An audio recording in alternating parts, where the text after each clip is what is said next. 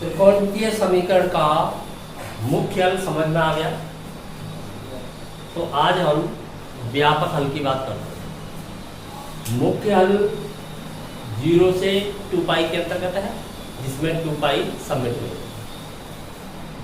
अर्थात एक परिक्रमण के अंतर्गत जो मान हमें प्राप्त होते हैं त्रिकोणमितीय फलन के, वो उसके मुख्य हल कहलाते हैं। ये बात ठीक, याद करना भी आ गया।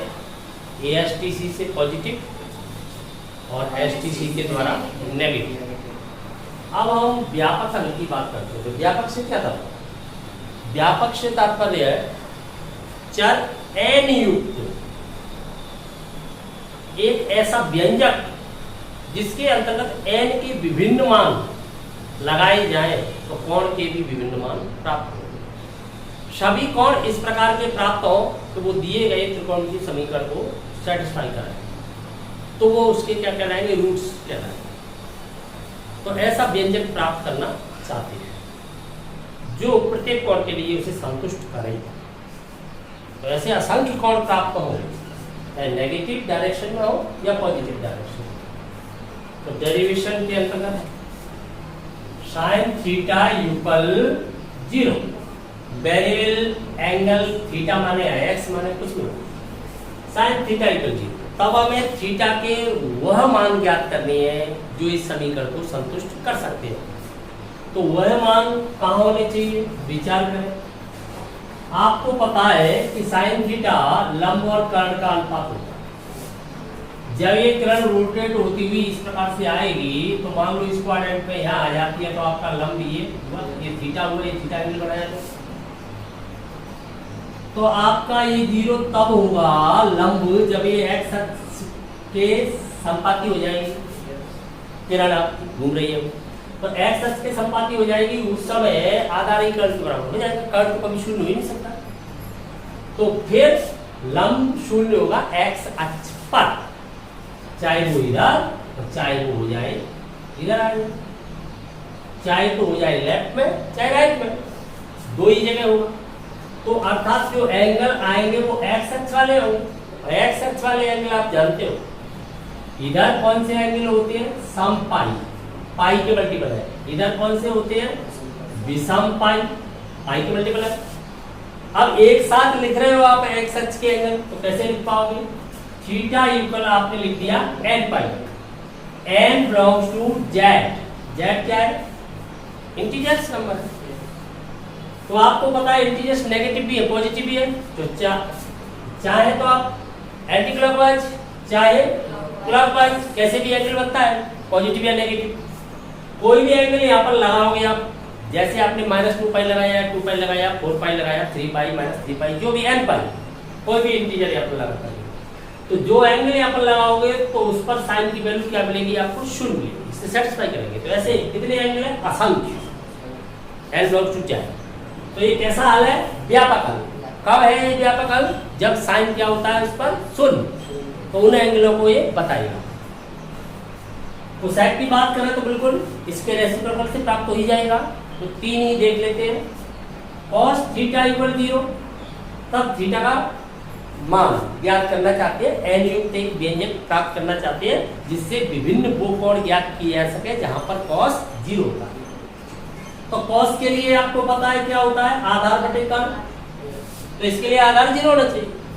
आधार 0 कब होगा? जब ये किरण घूमती हुई बाई अक्ष के संपाती कोइंसिडेंट हो जाएगी, बाई अक्ष पर आ जाएगी। बाई अक्ष पर आ जाएगी तो आधार क्या हो जाएगा? 0 हो जाएगा। आधार 0 हो जाएगा तो उस समय बाई अक्ष पे पहुंच जाएगा ये किरण।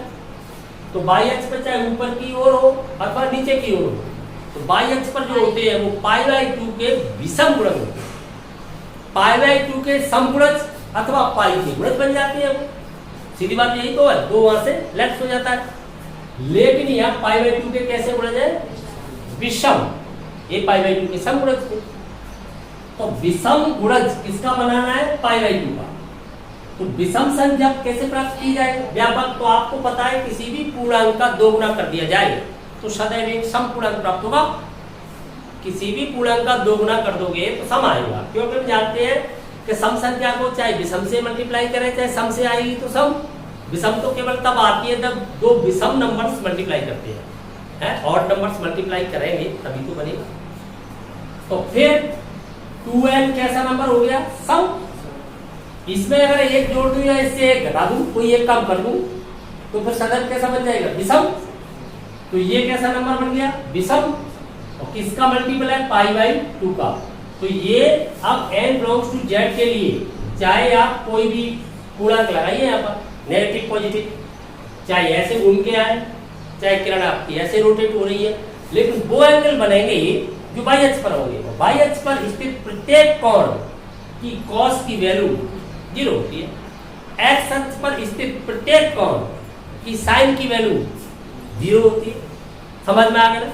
क्यों होती है? क्योंकि एक्स अक्ष पर स्थित प्रत्येक एंगल के लिए साइन का लंब 0 हो जाएगा, कॉस का यहाँ आधार 0 हो जाता है बाई। ठीक है, ये बात समझ में आ गई। अब बात कर लेते हैं tan की, कि tan थीटा इक्वल 0, तब थीटा की क्या वैल्यू होनी चाहिए? तो थीटा के लिए भी तो लंब बटे आधार होता है, तो इसके लिए भी तो लंब 0 होना चाहिए।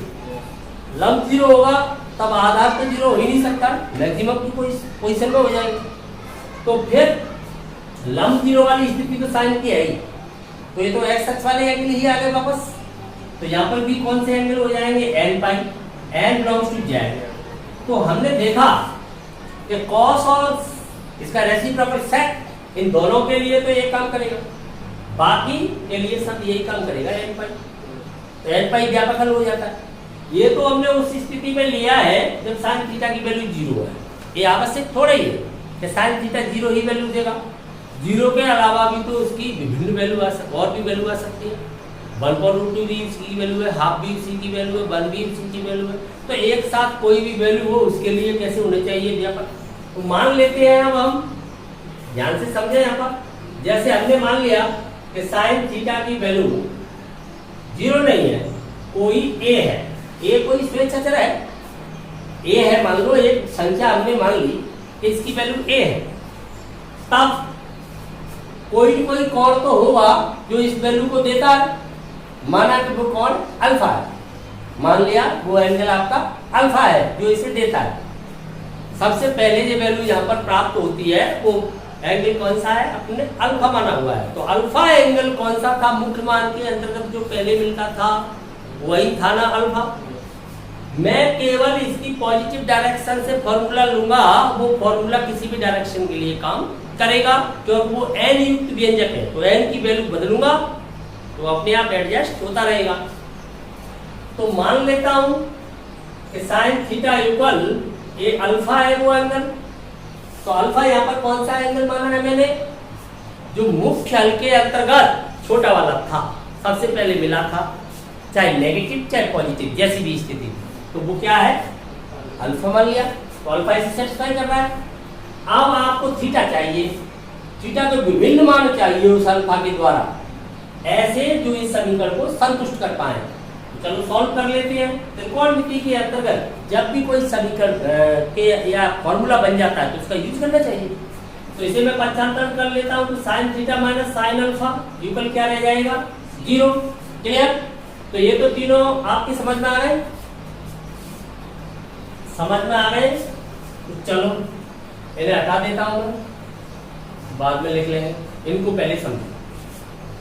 तो इनको समझिए। साइन थीटा इक्वल है, तो sine theta equal sine alpha, मैंने इसे पक्षांतरण कर लिया तो sine theta minus sine alpha equal 0 रह गया। आपके पास फॉर्मूला होता है sine C minus sine D, ठीक है। तो ये आपको पता है कि sine C minus sine D के अंदर होता है 2 cos of C plus D by 2 sine of C minus D by 2।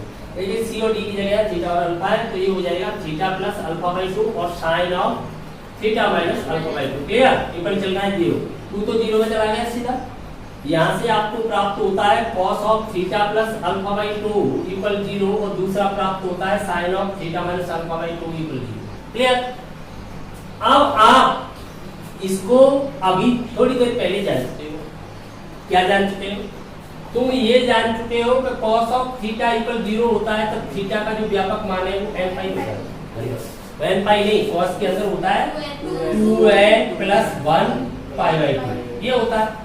और दूसरा जान चुके हो जब साइन थीटा इक्वल 0 होता है तब थीटा की n पाई होता है। n बिलोंग्स टू z तो है, ये दोनों जान चुके हो। क्या तुम इनका प्रयोग कर सकते हो? बात तो ये है, समझने में और रटने में बहुत बड़ा अंतर है। अगर आपने रटा है गणित को तब तो आप इसे यूज कर ही नहीं सकते, यूजलेस है किसी काम का नहीं। अगर आपने समझा है तो बिल्कुल बता सकते हो, पता चलता है। अभी मैं पहले इसे सॉल्व कर रहा हूँ फिर इसे सॉल्व करूंगा, आइदर और या तो इसके बराबर जीरो हो सकता है, दो संख्या को गुणा जीरो तो इनका कोई कोई तो जीरो है, कम से कम एक जीरो है। तो इसको सॉल्व करके इसका ये एंगल रहा थीटा प्लस अल्फा बाई 2। तो बताइए इसका व्यापक मान बता सकते हो? आपने यहाँ पर क्या सीखा है? क्या आपने इसको रट लिया cos थीटा इक्वल 0 तो थीटा का मान ये होता है, रट लिया तो नहीं बता पाओगे। अगर आपने इसे समझा है तो जरूर बताओ। तो बताइए इसकी वैल्यू में क्या रखूं, इसकी वैल्यू में क्या रखूं? क्यों? एक बच्चे को मैंने फॉर्मूला बता दिया कि a प्लस बी का होल स्क्वायर होता है a square plus 2ab plus B square. अब एग्जाम के अंदर x प्लस वाई का होल स्क्वायर पूछ लिया उससे, पता चलता है बच्चा फेल हो गया, पता चलता है वो फेल हो गया। भाई जो हमने पढ़ाया वही तो आया था। सर वो कहाँ आया था? क्या आया था? x प्लस वाई का होल स्क्वायर। मैंने क्या पढ़ाया था? a प्लस बी का होल स्क्वायर। तो मैंने तुझे ए बी एक्स वाई नहीं पढ़ाया, ना मेरा कोई ए बी एक्स वाई से लेना देना था। मैंने तो दो पदों के योग का होल स्क्वायर कैसे खोलते हैं ये पढ़ाया था। अब तू ए भी पढ़ गया एक्स वाई पढ़ गया, ये तेरी गलती है। मैं कब पढ़ाता हूँ? ना मैं यहाँ पे थीटा पढ़ा रहा हूँ ना एक्स पढ़ा रहा हूँ। मुझे क्या लेना देना थीटा से, क्या ले एक्स फाई से। मेरा उद्देश्य तो कौन से है, वो तो अपनी सुविधा के लिए मैं कौन लिखूंगा हर जगह, तक लिखूंगा इतना बड़ा, या एंगल लिखूंगा। तो उसको नाम रख लिया मैंने, थीटा रख लो, एक्स रख लो, कुछ भी रख लो। तो आप वो प्रतीत हो रहा है कि यही थीटा है और ये भी थीटा है, ये थीटा अलग है और ये थीटा अलग है। मैं तो इसको एक्स मालूम फिर क्या करूंगा? तो एक्स इक्वल आ जाएगा ना। तो आपको तो इस सूत्र को ऐसे याद करना था कि साइन के अंतर्गत किसी कोण का मान 0 है तो वो कोण n पाई होते हैं, लेकिन तुमने तो थीटा याद कर लिया। तो यही तो गणित की आपकी कमजोरी है कि आप गणित को समझ कहां पाए, रट गए। आपसे पूछा जाता है कि साइन थीटा बराबर 0 तो थीटा की वैल्यू क्या है? आपने कह दिया n पाई है व्यापक अंग। फिर मैंने पूछा बताइए साइन फाई इक्वल 0 तो व्यापक अंग फाई का मान क्या होगा? n पाई। अब मैंने तो वहां पर ये पूछ लिया कि साइन एंगल इक्वल 0 तो एंगल क्या है? n पाई। तो ये साइन में जो भी यूज होता है उसी को एंगल कहते हैं, साइन एंगलों के लिए जाते हैं। तो मैं यहाँ पर आपसे पूछ रहा हूँ कॉस एंगल, तो तुम समझ रहे हो थीटा प्लस अल्फा बाई 2, ये आपकी कमजोरी है। आप समझ रहे हो थीटा प्लस अल्फा बाई 2। मुझे थीटा प्लस अल्फा बाई 2 से कोई लेना देना ही नहीं है, क्यों? मैंने याद ही नहीं किया है थीटा को। मैंने तो केवल साइन कोण जब 0 होता है तो कोण की वैल्यू ये होती है, तो कॉस कोण 0 होता है तो कोण की वैल्यू वही होगी जो वहां होती है। तो इस कोण की वैल्यू ये होनी चाहिए 2n प्लस 1 पाई बाई 2। अब कमजोर बच्चे को यह पढ़ाना पड़ता है कि बेटा x यहाँ भी लिख ले x, तब तो तू समझ जाएगा। और यहाँ सब दिया समझ जाऊंगा कि x की जगह ये आ गया। तब क्यों नहीं समझा? तब क्या फर्क पड़ गया? क्योंकि गणित को समझने की कोशिश की नहीं, केवल उसे याद किया। इससे क्या नई बात हो गई? कोई अंतर नहीं आया। अंतर बस इस बात का था कि यहाँ मैंने थीटा यूज कर लिया, पर दूसरे फॉर्मूले में भी मैंने थीटा यूज कर लिया, तो समस्या उत्पन्न हो गई। तो नजरिया बदलते तो नजारे भी बदल जाते। क्या थीटा हर जगह एक ही काम कर रहा? नहीं कर रहा। तो अब समझ में आई। अब यहाँ पर हम क्या प्राप्त करना चाहते हैं? थीटा। तो थीटा के लिए तो सॉल्व कर रहे हैं, थीटा की वैल्यू तो निकाल रहे हैं। तो थीटा की वैल्यू निकाले 2 से 2 तो सीधा ही आपने लेफ्ट कर दिया, तो आपके पास थीटा प्लस अल्फा इक्वल ये बचा। तो आप यहाँ से थीटा फाइंड करोगे तो क्या हो जाएगा? 2n plus 1 pi minus of alpha. Clear? ये फाइंड हुआ।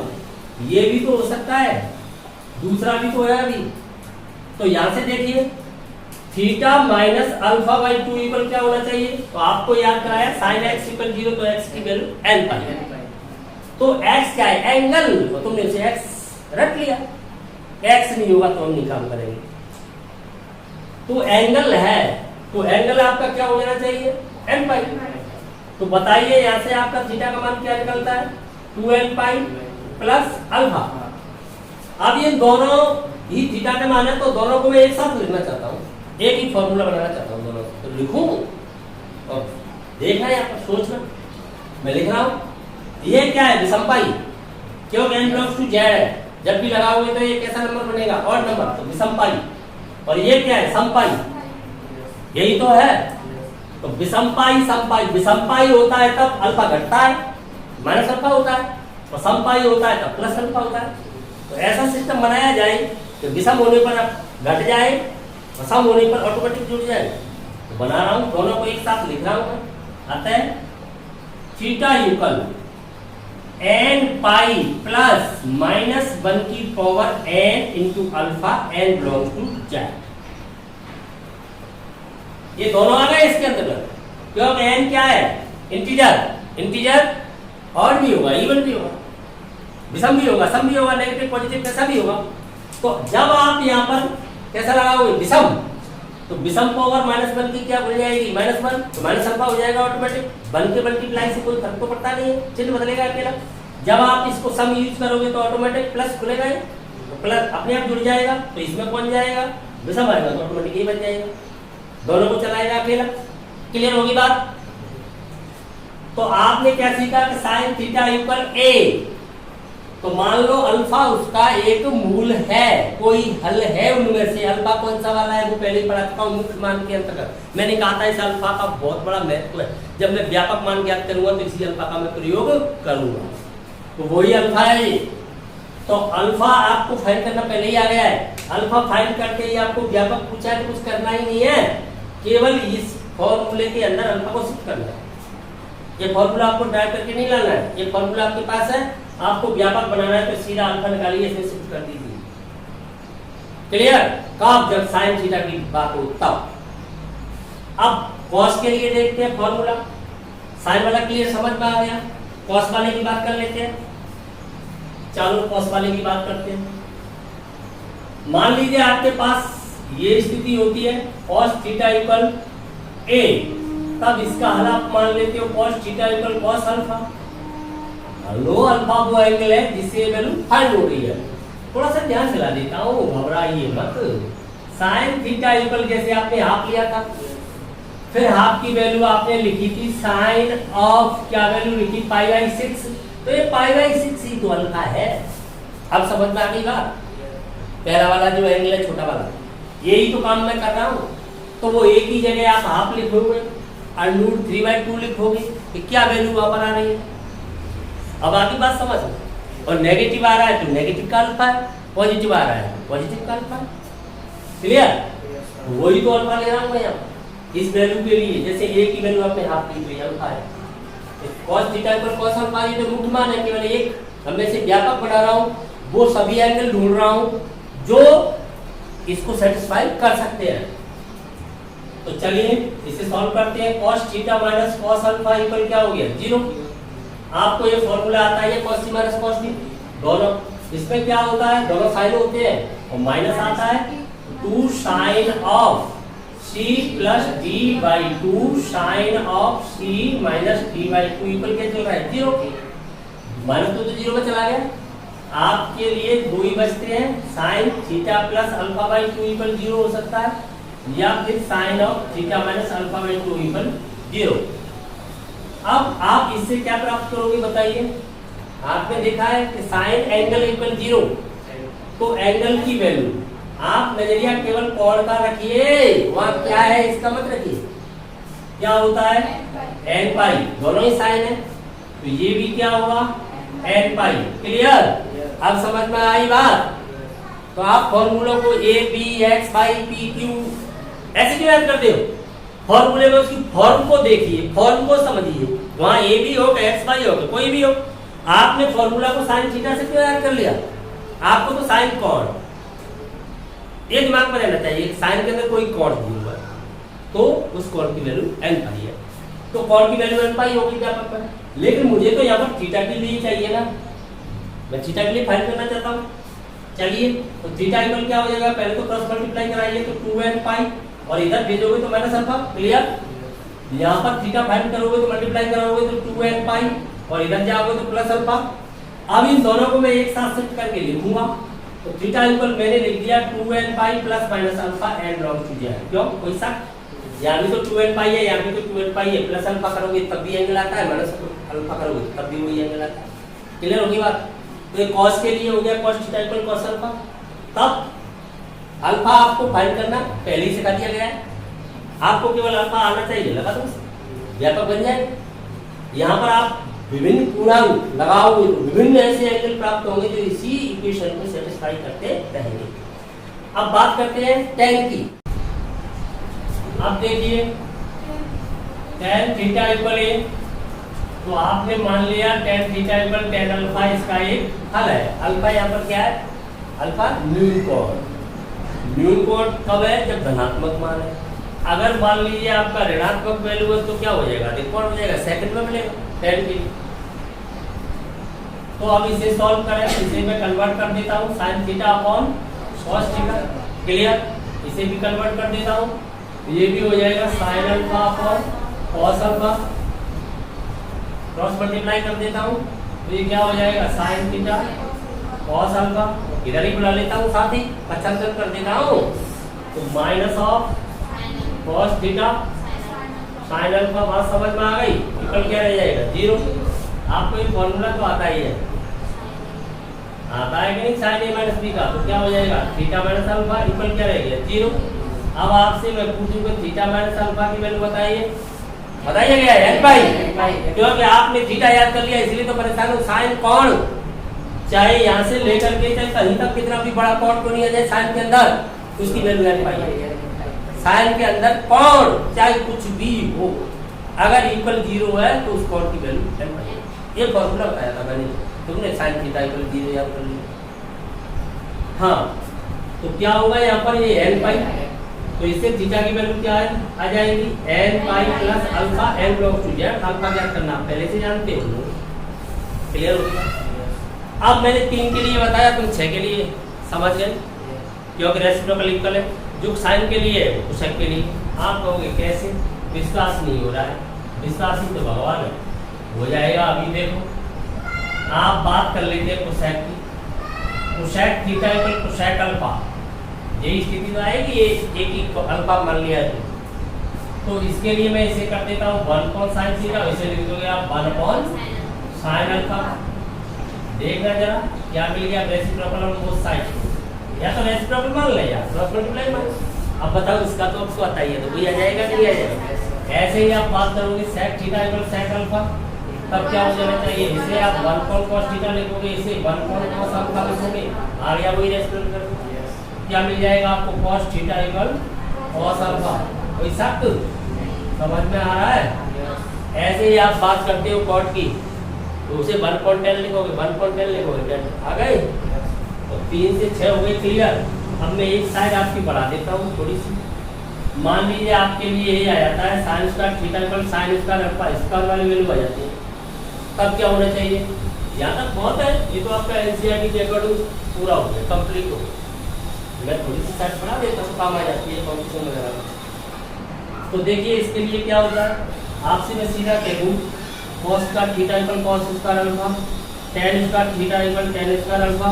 ये तो आप जान ही जाते हो, 6 के लिए काम हो गया, रेसिप्रोकल सेम आते हैं। मैं एक साथ कहने सबके लिए एक ही होता है, theta equal n pi plus minus alpha n log theta. जबकि आपने tan में क्या लिखा है? n पाई प्लस अल्फा, या क्या होता है? Plus minus alpha. तो आप कह देना होता है, ठीक है, होता है। तो ये हो गई केवल रटने वाली बात, लेकिन गणित का आनंद तो डेरिवेशन में ही आता है। एक बार डेरिवेशन को जरूर देखना चाहिए, तो उससे पता चल जाता है कि बस प्रमाण मिल रहा है। और फिर उसको रटना कभी नहीं चाहिए, गणित के अंदर रटने का तो कोई फैक्टर है ही नहीं। अभ्यास के द्वारा स्वतः तैयार हो जाए, यूज करें उसका, ठीक है। तो इसके लिए मैं एक बता देता हूँ, इसमें से कोई सा, जैसे मान लो मैं इसका प्रमाण दे रहा हूँ sine square theta equal sine square alpha, तो इसका प्रमाण मैं दूंगा। तो देखो आपको ये सूत्र आता ही है, कौन सा? cos टू थीटा इक्वल क्या होता है बताओ? साइन के पदों में होता है 1 माइनस 2 साइन स्क्वायर थीटा, और आपको ये भी आता है cos के पदों में होता है 2 cos स्क्वायर थीटा माइनस 1, दोनों आते हैं।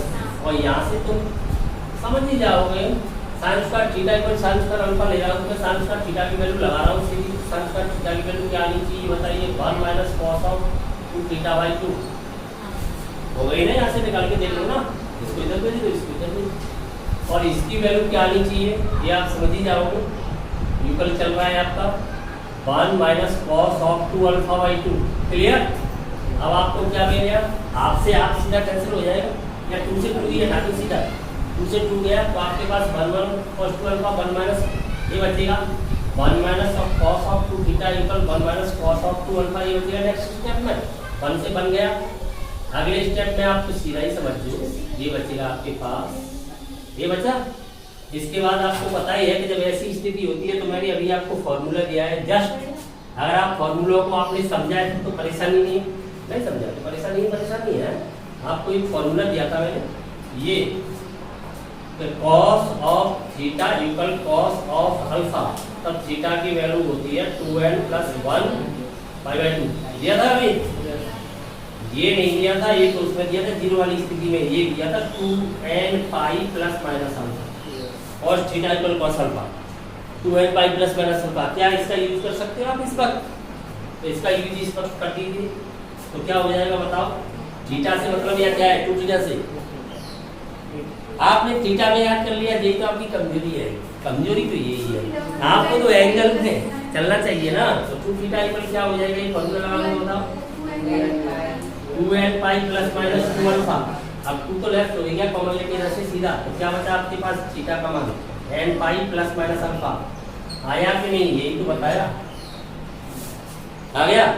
ऐसे ही मैं प्रमाण देना चाह रहा हूँ आपको, cos ये किसका है साइन का दिया, cos का दूंगा तो यहाँ क्या कर दूंगा, यही कर दूंगा बस, cos की वैल्यू यहाँ से cos का थीटा इक्वल cos का अल्फा, इसका प्रमाण दूंगा तो यही तो आ जाएगी, ये आ जाएगी तो यहाँ प्लस ही तो हो जाएगा, यही तो मिल जाएगा, यही मिल जाएगा, तो यही तो आ गया। अब मैं tan की बात करता हूँ, tan की बात करोगे तो आप tan square theta equal tan square alpha ये ले लिया आपने, ध्यान देंगे जरा, मैं यहाँ पर अगर सीधा वर्गमूल ले लूँ तो इधर tan थीटा इक्वल क्या हो जाएगा, प्लस माइनस में जाएगा इधर tan अल्फा, और tan फोर्थ क्वाड्रेंट में नेगेटिव होता है, ये आपको पता है, फर्स्ट में पॉजिटिव तो प्लस माइनस सीधा एक्सेप्ट कर लेगा, तो इसे मैं ऐसे लिख सकता हूँ tan of plus minus alpha, और ये आपको मैंने अभी जस्ट बताया है, नहीं बताया है तो मैं फिर बता देता हूँ, लिखा भी होगा देखो, tan theta equal tan alpha, ये वाला tan वाला लिखा है, n पाई प्लस अल्फा लिखा है कि नहीं तुम्हारे सामने। अब बताइए आप यहाँ से इसका यूज कर दोगे यहाँ पर, तो कर देना इसका यूज, थीटा इक्वल क्या हो जाएगा, लेकिन अल्फा की जगह क्या है n log to z। अब देखिए स्क्वायर की कंडीशन में तीनों के लिए सेम हो गया, पूरा क्लियर सिस्टम समझ में आ गया आपको, वो भी समझ में आ गया था, मुख्य हल वाला व्यापक हल वाला भी समझ में आ गया, ये बात क्लियर हो गई। आपको किसी भी त्रिकोणमितीय अनुपात का त्रिकोणमितीय फलन का मुख्य हल अथवा व्यापक हल फाइंड करना है, तो मुख्य हल में कितनी वैल्यू मिला करेंगे, दो, उसमें से छोटी वाली को आपने क्या मान लिया है अल्फा, बड़ी वाली को क्या माना है बीटा। व्यापक हल के अंतर्गत बीटा का कोई प्रयोग नहीं है, किसका प्रयोग किया जाएगा, अल्फा का। अगर हमसे केवल व्यापक हल पूछा गया है तो हम बीटा क्यों फाइंड करेंगे, केवल अल्फा फाइंड करेंगे, लेकिन मुख्य हल और व्यापक हल दोनों पूछे गए हैं तो अल्फा बीटा फाइंड करेंगे और व्यापक के अंतर्गत केवल अल्फा का प्रयोग करेंगे। तो अब ये तो हो गया इसका डेरिवेशन।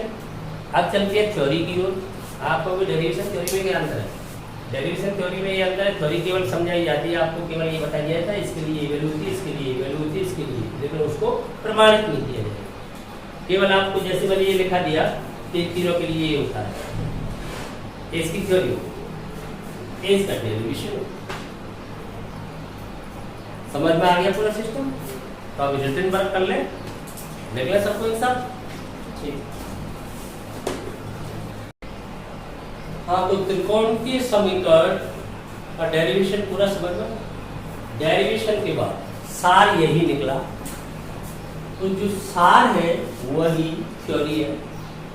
तो ये पूरा हमें ध्यान रखना है सिस्टम। तो पूरा सिस्टम एक बार मैं रिकैप कर देता हूँ कि हमने क्या सीखा है, क्या यहाँ पर समझा है।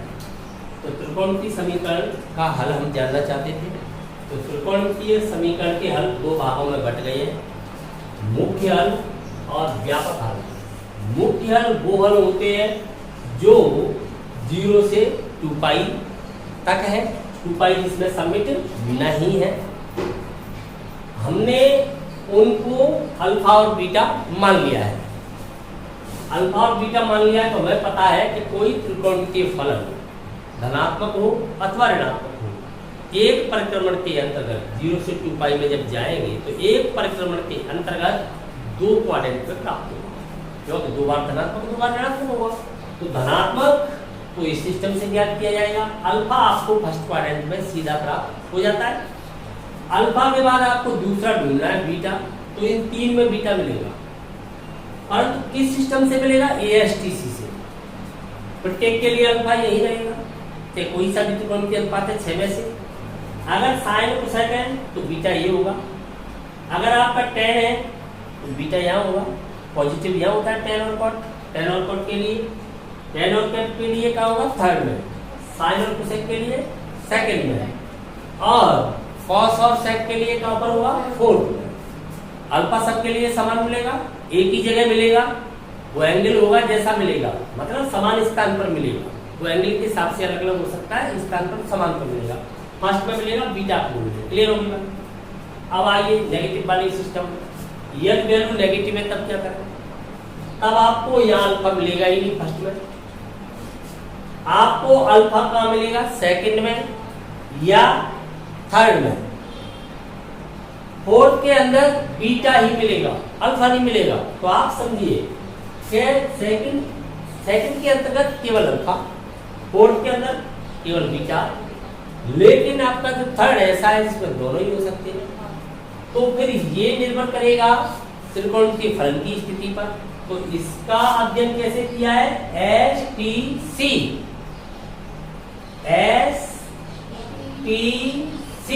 ये तीर के चिन्ह लगे हुए हैं, इससे पता चल रहा है कि अल्फा यहाँ मिल जाएगा तो बीटा के लिए ऐसे जाइए, अल्फा यहाँ मिल गया तो बीटा प्राप्त करने के लिए ऐसे जाइए, अल्फा अगर ऐसे मिलता है तो बीटा प्राप्त करने के लिए ऐसे जाइए।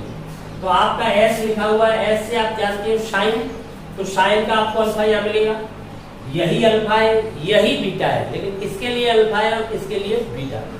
साइन के लिए तो यही वैल्यू अल्फा बन जाती है, क्योंकि साइन नेगेटिव यहाँ होगा थर्ड में और फोर्थ में, तो थर्ड से अल्फा लीजिए, बीटा फोर्थ से ले लीजिए, साइन के लिए कोसेक के लिए दोनों के लिए। अगर आपका कॉस है तो अल्फा यहाँ से लीजिए, बीटा थर्ड से ले लीजिए। अगर आपका tan है तो इस प्रकार से, ये समझ में आ गया पूरा सिस्टम। फाई क्या है यहाँ पर? फाई जैसे आप वहां पर अल्फा लेते हो पॉजिटिव से, ठीक वैसे ही फाई लेंगे, या चिन्ह रहित है, चिन्ह को नहीं देखेंगे, केवल धनात्मक मान को देखते हुए फाई फाइन करेंगे। अगर वहां माइनस नहीं है तो वो फाई और अल्फा हो जाता है, तब बीटा दूसरे से मिल जाता है। पूरा सिस्टम क्लियर समझ में आ गया, पूरी थ्योरी एक ही साथ आ गई आपकी। या ध्यान दें, चर n युक्त जो व्यंजक है वही त्रिकोणमितीय हल का समीकरण का क्या है? व्यापक हल है, क्योंकि उससे क्या है, हम असंख्य कोणों को प्राप्त कर सकते हैं जो समीकरण को संतुष्ट करते हो। या ध्यान इस बात का देना है कि जो अल्फा है मुख्य हल के अंतर्गत वो क्या है? छोटा वाला कोण, वही तो अल्फा माना था, बीटा बड़ा माना था, तो वही वाला अल्फा यहाँ यूज किया गया है। जो अल्फा हम यहाँ से मुख्य हल से फाइंड करेंगे उसी अल्फा को हमने यहाँ यूज किया है व्यापक बनाने में। क्लियर? तो आपसे अगर व्यापक मान पूछा जाता है तो अल्फा तो आपको तब भी ज्ञात करना पड़ेगा, लेकिन मुख्य मान पूछा जाता है तो अल्फा बीटा दोनों ज्ञात करेंगे, और मुख्य और व्यापक दोनों पूछे जाते हैं तो अल्फा बीटा करेंगे, और यहाँ अल्फा का यूज करना, सीधा यूज किया जाएगा इनका, तो अल्फा ज्ञात करने का। हाँ, तो ये पूरा सिस्टम समझ में आ गया, पूरा सिस्टम समझ में आ गया है, ये पता चलेगा नेक्स्ट क्लास में। नेक्स्ट क्लास में इससे प्ले किया जाएगा, एक्सरसाइज कराई जाएगी। क्लियर?